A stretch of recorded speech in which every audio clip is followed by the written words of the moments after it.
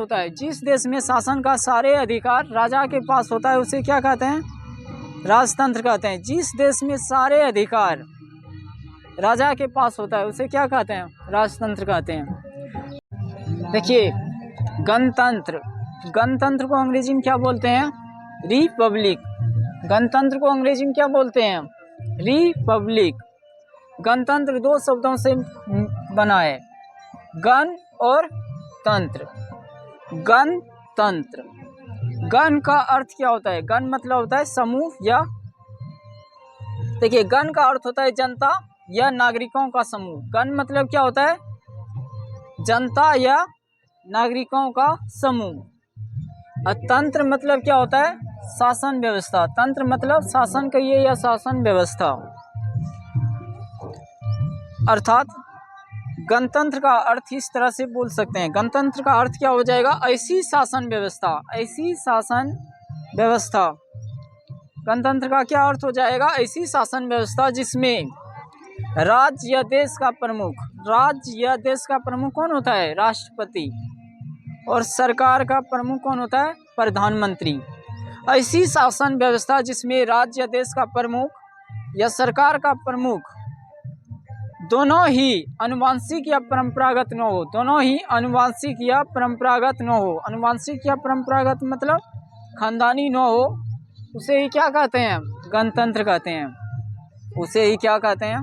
गणतंत्र कहते हैं। इसको थोड़ा सा और समझो। गणतंत्र किसे कहते हैं? गण मतलब जनता और तंत्र मतलब शासन। जनता के शासन को ही क्या कहते हैं? गणतंत्र कहते हैं। जनता के शासन को ही क्या कहते हैं?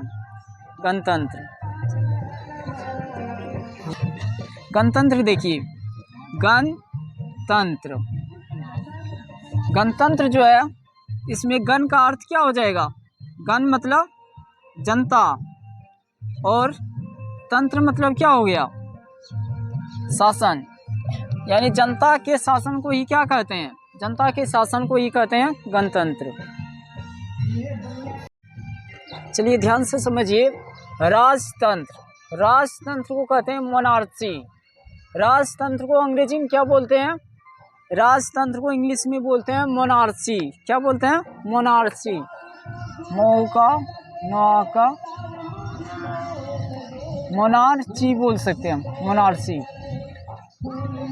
राजतंत्र को क्या बोलते हैं? मोनार्ची।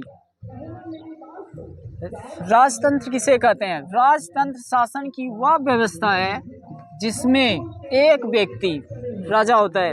राजतंत्र में क्या होता है? एक व्यक्ति ही राजा होता है, एक व्यक्ति ही राजा होता है।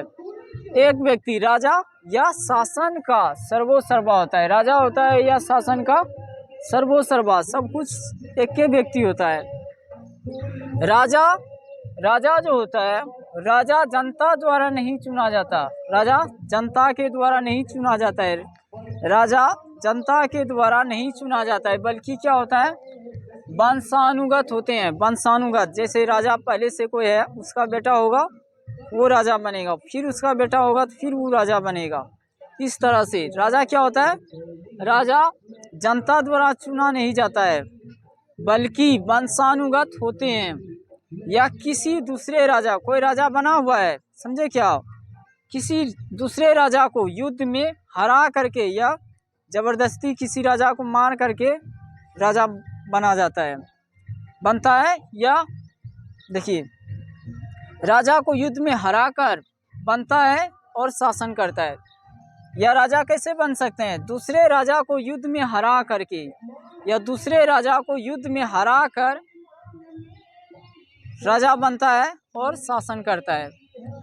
इसको इस तरह से बोल सकते हैं। राजतंत्र किसे कहते हैं? इसका परिभाषा इस तरह से भी बोल सकते हैं, जिस देश में शासन का सारे अधिकार राजा के पास होता है।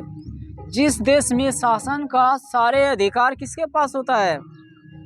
राजा के पास होता है। जिस देश में शासन का सारे अधिकार राजा के पास होता है उसे क्या कहते हैं?